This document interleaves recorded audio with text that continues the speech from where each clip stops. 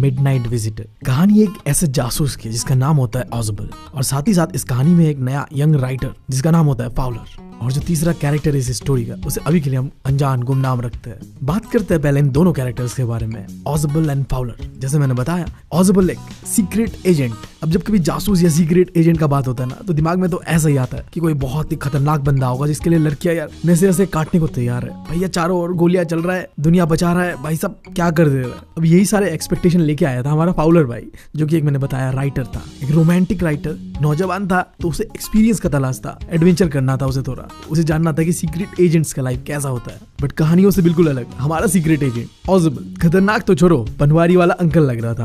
वो छोटा मोटा लेजी इंसान दिख रहा था। ऐसा तो माना ही जाता है कि एक सीक्रेट एजेंट अलग अलग लैंग्वेजेस को आसानी से कम्युनिकेट कर सकता है, जबकि वो मुश्किल से फ्रेंच और जर्मन बोल लेता था। बट उसके उस बोलने के तरीके में भी अमेरिकन टोन आता था। वो 20 सालों से पेरिस पे रहता है, बट अभी भी उसका जो टोन है, बात करने का जो लहजा है ना, वो अमेरिकन है। जब वो बोस्टन से पेरिस आया था, बंदा तो 20 साल से पेरिस पे, बट अभी भी वैसा देसी है फुल। अमेरिका माता की जय। क्या बात है, हमारा भाई भी देसी निकला। खैर, स्टोरी में आगे बढ़ने से पहले मैं हूं तुम लोगों का दोस्त और होस्ट भी निकल चुका हूं स्टोरी टेलर बनने के जर्नी पे। एक्सपर्ट नहीं हूं, बट हाँ वो चीजें करने का ट्राई कर रहा हूं जिससे मुझे अच्छा फील हो और तुम लोगों को ये स्टोरी मरते दम तक याद रहे। तो भाई को थोड़ा सपोर्ट करना और करते हैं वीडियो को स्टार्ट। तो हमारी इस कहानी का शुरुआत एक ऐसे सीन के साथ होता है जहाँ पे जो हमारा राइटर फाउलर था ना, वो पीछे पीछे चल रहा था हमारे सीक्रेट एजेंट ऑजबल का। एक बहुत ही ज्यादा पुराना फ्रेंच होटल का कॉरिडोर से वो दोनों अपने रूम की ओर जा रहे थे। वो होटल इतना पुराना था कि उस कॉरिडोर के आसपास का लाइट तक नहीं चल रहा था ठीक से, अंधेरा ही अंधेरा था चारों ओर। और जो हमारे सीक्रेट एजेंट ऑजबल का रूम था, वो उस बिल्डिंग के 6th फ्लोर पे, यानी सबसे जो टॉप फ्लोर था, वहां पे था। अब ये जो सिचुएशन था, इसे देख के हमारा राइटर फाउलर बहुत ही डिसअपॉइंटेड था। वो एक ऐसे एक्सपेक्टेशन के साथ आया था कि भाई साहब बहुत खतरनाक एजेंट होगा और बढ़िया बढ़िया जगह भी होगा, हाई फाई होटल्स होगा। बट जैसा उसने एक्सपेक्टेशन रखा था वैसा कुछ भी नहीं है। ना वो जगह ऐसा है, ना वो एजेंट ऐसा है। हमारे भाई के सपने तो चूर चूर हो चुके थे। मेरा तो इतना लाइफ खराब हो गया है, इतना लाइफ खराब हो गया है मेरा।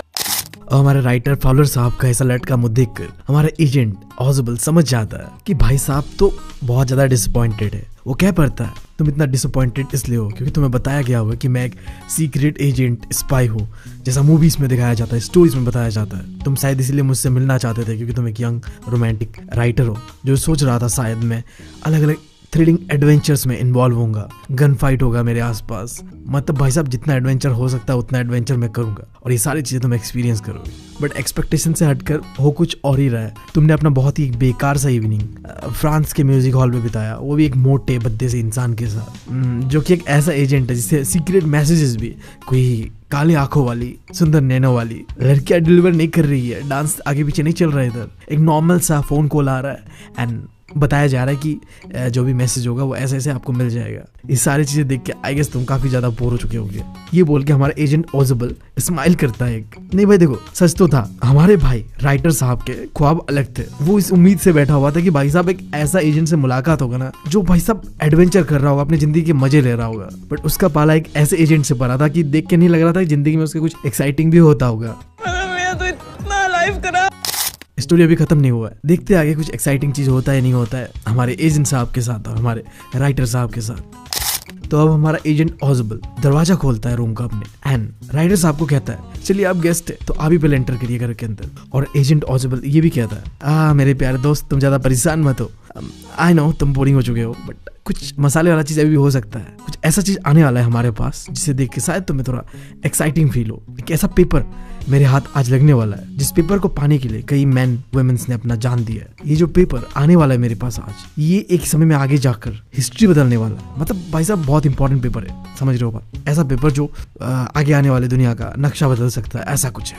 अब ये कहकर दोनों ही ऑजबल और हमारा फाउलर रूम के अंदर एंटर करता है। रूम लॉक करा जाता है एंड लाइट ऑन करा जाता है। और जैसे लाइट ऑन होता है ना भाई साहब, हमारे फाउलर राइटर साहब का एडवेंचर मोड ऑन होता है। अब उसे कुछ ऐसा देखने मिलेगा जिससे उसके अंदर पे वो जो जोश, एनर्जी, वो जो थ्रिल है वो अब आएगा। जैसे रूम के लाइट्स ऑन होते हैं, दरवाजा बंद होता है, दोनों को ही देखने मिलता है एक शख्स जो कि अपने हाथ पे बंदूक लिए उन दोनों के ओर टांगा हुआ है। हमारा एजेंट ऑजबल थोड़ी देर तक टुकुर टुकुर देखता है सिचुएशन को एंड देन बोलता है, मैक्स तुमने तो मुझे चौंका दिया। मुझे तो लगा था कि तुम बर्लिन में हो, तुम यहाँ क्या कर रहे हो मेरे रूम पे? अब सामने जो बंदा बंदूक ताने हुए खड़ा था ना, वो भी एक एजेंट ही था और हमारा एजेंट ऑजिबल उसे अच्छी तरीके से जानता था, इसलिए वो डिटेली कह रहा है कि अरे तुम यहाँ कैसे, तुम तो बर्लिन में थे। अब इस बंदे का नाम है मैक्स, ये हमें ऑजिबल के मुंह से ही पता चला। मैं जो तुम्हें कह रहा था ना स्टार्टिंग में, एक कैरेक्टर जिसके बारे में हमने अभी तक डिस्क्लोज नहीं करा है, वो ये कैरेक्टर है मैक्स। एक पतला दुबला इंसान जो कि बहुत लंबा नहीं है, बट उसका चेहरा देखने में ऐसा है कि फॉक्स की तरह, बहुत ही ज्यादा स्मार्ट, क्लेवर। उसके हाथ में एक बंदूक है जिससे वो हमारे राइटर साहब को और हमारे एजेंट साहब को डरा रहा है। हालांकि उसके बंदूक के अलावा उसके अंदर में ऐसा कुछ भी नहीं है जिससे कोई भी डर जाए। भाई साहब हमारे मैक्स भाई का ना हुआ है घनघोर बेइज्जती। मतलब क्या एजेंट ऐसा है कि बंदूक के अलावा कुछ डराने जैसे है ही नहीं उसके अंदर। खैर हमारा जो ये कैरेक्टर है एजेंट मैक्स, ये कहता है आज सुना है मैंने तुम्हारे पास एक इम्पोर्टेंट रिपोर्ट आने वाला है जहाँ पे जो नए खतरनाक मिसाइल्स का इंफॉर्मेशन डिटेल्स है। तो मैंने सोचा क्यों ना ये चीजें तुम्हारे हाथों से मैं ले लूं, मेरे हाथ पे ज्यादा सेफ रहेगा। यू नो, एजेंट मैक्स के इस बात को सुनने के बाद ऑजिबल धीरे से मूव करते हुए उस रूम के अंदर पे एक आर्म चेयर था, वहां जाके बैठता है धराम से। मोटा आदमी है भाई साहब, जहां भी बैठता है हिला देता है। एंड बैठ के वो कहता है इस बार तो मैं मैनेजमेंट के अगेंस्ट एक कंप्लेंट करके ही रहूंगा। इस महीने में ऐसा दूसरी बार है जब कोई ऐसे बैल्कनी से मेरे रूम पे एंटर कर रहा है। और हमारा राइटर फाउलर अपने आंखों से देखता है तो उसके पीछे एक विंडो है, एक नॉर्मल सा विंडो है जिसके बाहर से डार्क स्काई दिख रहा है रात का। क्योंकि पूरा जो सीन है ना, देखना आगे जाके मैं बताऊंगा कि रात का सीन है, तो काला आसमान के अलावा बाहर और कुछ नहीं दिख रहा था। तो एजेंट ऑजिबल की इस बात से मैक्स कहता है बैल्कनी नहीं, मैं तो बैल्कनी से नहीं आया, मेरे पास तो मास्टर की है जिससे मैंने रूम के अंदर एंटर करा है। अब मास्टर की कह लो या पास की कह लो, एक ऐसा चाबी होता है जिससे किसी भी ताले को तुम होटल के अंदर पे जो होता है वो खोल सकते हो। होटल के अंदर एक चाबी तो जो भी कस्टमर रूम पे रहने आ रहा है उसको दिया जाता है, बट एक ऐसा चाबी होता है जो कि होटल मैनेजमेंट के पास होता है। इन फ्यूचर अगर कुछ हो गया तो उस मास्टर की से, उस पास की से उस रूम को खोला जा सके। तो ऐसा ही एक चाबी से मैक्स ने कहा कि वो रूम के अंदर एंटर कर रहा है। अगर मुझे बैल्कनी के बारे में पता होता तो मैं इतना मेहनत क्यों करता, मेरे समय बच जाते। अब ऑजिबल फिर इरिटेट होकर अपने चेहरे पे एक बहुत ही बेकार सा एक्सप्रेशन लाते हुए वो कहता है कि ये मेरा बैल्कनी नहीं है, ये तो मेरे बगल वाला जो अपार्टमेंट है उसका बैल्कनी है। अब इसके बाद तुम भी समझो, और स्टोरी में भी मैक्स को समझाया जा रहा है एजेंट ऑजिबल के द्वारा कि बैल्कनी का क्या सीन है। सो ये जो ऑजिबल का रूम है ना, ये एक समय में एक लार्जर यूनिट का पार्ट हुआ करता था, मतलब एक बड़ा सा रूम का पार्ट हुआ करता था जो कि एक लिविंग रूम की तरह था। और ये जो विंडो के पीछे वाला बैल्कनी है, ये वही लार्जर यूनिट जो है जिसे यूज करा जाता था एज ए लिविंग रूम, उसका ही पार्ट है जो कि कनेक्टेड है हमारे भाई ऑजिबल के इस विंडो से। तो इनडायरेक्टली तुम समझो ये बैल्कनी ऑजिबल साहब का नहीं है, ये बैल्कनी एक बगल वाले अपार्टमेंट से जो कि कनेक्टेड है हमारे भाई के विंडो से। अब इसी बैल्कनी की मदद से दो बार ऑजिबल के घर पे कोई घुस गया था ऐसे विंडो से कूद कर। पहली बार कोई कूदा होगा और दूसरी बार तो एजेंट मैक्स ने कूदा था, ऐसा वो मान के चल रहा हमारा एजेंट ऑजिबल। बट क्या ये सच था? नहीं था, ये कहानी में आगे जाके में पता चलेगा। अब हमारा भाई ऑजिबल कहता है फिर अगले ही महीने कोई इसी तरीके से एग्जैक्टली इसी बैल्कनी की मदद से विंडो से मेरे रूम पे एंटर करा था। और तब जब मैंने कंप्लेंट करा था मैनेजमेंट को, उन्होंने मुझे वादा करा था कि इस बैल्कनी को बंद कर देंगे, जबकि मैनेजमेंट ने ऐसा नहीं करा। और इसी वजह से शायद मैक्स इसी बैल्कनी की मदद से खिड़की से फांद कर मेरे रूम पे आया। अब सिंपली ये सब बातें बताकर हमारा एजेंट ऑजिबल ये बताना चाह रहा है कि वो बहुत ही इरिटेट फील कर रहा है मैनेजमेंट से। उनको एक छोटा सा काम करने को कहा गया था, वो भी उन्होंने नहीं करा, और आज इसी वजह से मैक्स हमारे रूम के अंदर एंटर कर चुका है। अब मैक्स देखता है आगे से फाउलर साहब को जो कि खड़ा था सीधा बगल में एजेंट ऑजिबल के। तो बंदूक आगे करते हुए फाउलर की ओर कमांड करता है कि भाई साहब बैठ जाओ, हमें आधे घंटे तक और शायद इंतजार करना पड़ सकता है। अब मैक्स के बात को टोकते हुए ऑजिबल कहता है कि नहीं, आधे घंटे नहीं, 31 मिनट्स। जो अपॉइंटमेंट लिया गया था वो लेटर, वो रिपोर्ट लाने का, वो एग्जैक्ट 12:30 का है। ये कह के एजेंट ऑजिबल कहता है कि काश मैं जान पाता कि तुमने इस रिपोर्ट के बारे में कैसे जाना, कहाँ से पता चला तुम्हें। अब हमारा मैक्स भी एक एजेंट ही था जैसे मैंने बताया, वो थोड़ी ऐसे बच्चे की तरह कहते फिरेगा कि नहीं मुझे वहां से पता चला, ये सारी चीजें तो मैं करता हूँ यार, बरबोला हूँ, क्या करूँ, मुंह पे बात रहती नहीं, औरतों वाला शौक पाल रखा है मैंने। खैर यार, होते हैं कुछ लोग मेरी तरह। स्टोरी में वापस बढ़ते हैं। मैक्स तो ऐसा नहीं था, उसने कोई औरतों वाला शौक नहीं पाल के रखा हुआ था। वो बात को घुमाते हुए कहता है, ईबल से स्माइल देते हुए कहता है, बहुत अच्छा होता अगर हमें पता चल पाता कि तुम लोगों को कैसे ये रिपोर्ट मिल रहा है। खैर ये कन्वर्सेशन एजेंट मैक्स और एजेंट ऑजिबल के बीच चल ही रहा होता है। सडनली डोर पे नॉक करा जाता है, बहुत लाउड से नॉक करा जाता है। अब ये देख के एजेंट मैक्स घबरा जाता है। एजेंट मैक्स कहता है, ये क्या हो रहा है, ये कौन है वो दरवाजे के बाहर। दरवाजे के उस नॉक से हमारा फाउलर साहब भी भाई साहब घबरा जाता है, कूद जाता है, सीधा खड़ा हो जाता है। बट हमारा एजेंट ऑजिबल टस से मस नहीं होता है। स्माइल करता है और कहता है भाई साहब और कौन होगा, पुलिस है पुलिस, मैं हुतिया तुरी हूँ जो इतने इंपॉर्टेंट डॉक्यूमेंट्स को ऐसे ही मंगा दूंगा, थोड़ा एक्स्ट्रा प्रोटेक्शन तो चाहिए ना भाई साहब। तो पुलिस मंगा दिया साथ में कि जो चीजें है स्मूथली चले, कोई दिक्कत ना आए, आराम से रिपोर्ट मेरे हाथ पे आए एंड देन सब चीजें स्मूथली चले। पुलिस यही चीज चेक करने आई है कि चीजें सही चल रहा है कि नहीं चल रहा है। अब ऑजिबल की इस बात से मैक्स नर्वस हो जाता है, रिपीटेडली दरवाजे पे नॉक करा जा रहा था और दूसरी तरफ ऑजिबल स्माइल करते हुए कहता है अब तुम क्या करोगे मैक्स, अगर मैंने जवाब नहीं दिया, दरवाजा नहीं खोला, तो वो दरवाजा तोड़कर अंदर आ जाएंगे और एक बार वो अंदर आ गए तो गोली मारने से पहले सोचेंगे नहीं तुमको।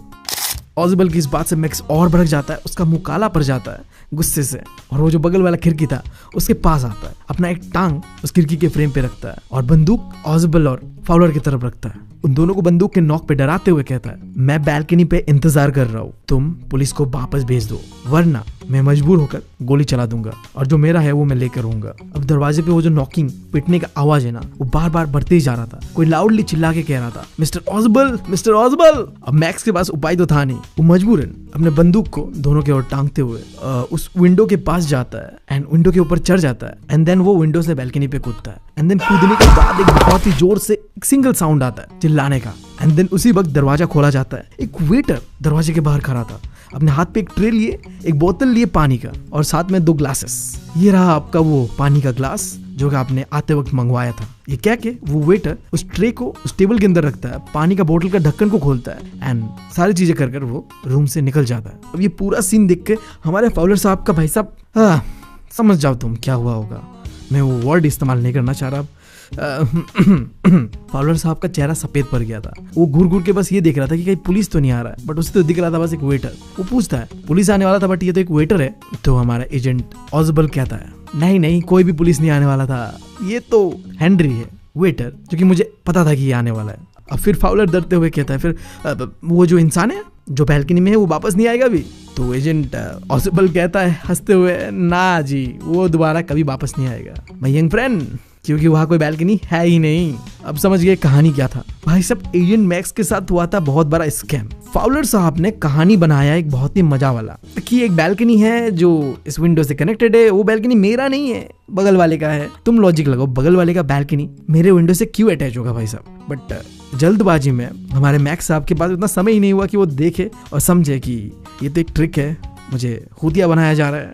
बट जो भी हो अंत में जाके मैक्स साहब हुतिया बनते और जब वो कूदता है उस बैल्कनी से, तो बैल्कनी तो था नहीं, तो सीधा 6 फ्लोर से नीचे गिरता है। और भाई साहब क्या ही गिरता होगा सोचो, 6 फ्लोर से अगर तुम नीचे गिरते हो तो तुम्हारा बचने का चांसेस 0 होता है। तो भाई साहब और क्या है, मैक्स का डी एंड होता है, स्टोरी का डी एंड होता है। हमारे फाउलर साहब को मिलता है एक एडवेंचर थ्रिल और पता चलता है कि भाई साहब हमारा ऑजिबल साहब जो है वो कोई हल्का आदमी नहीं है, मोटा भले ही हो बट दिमाग है भाई के पास। एजेंट ऐसे नहीं बन गया नाम का, कुछ तो है भाई में। उम्मीद है तुम लोगों को समझ आया होगा, काफी छोटा सा स्टोरी है।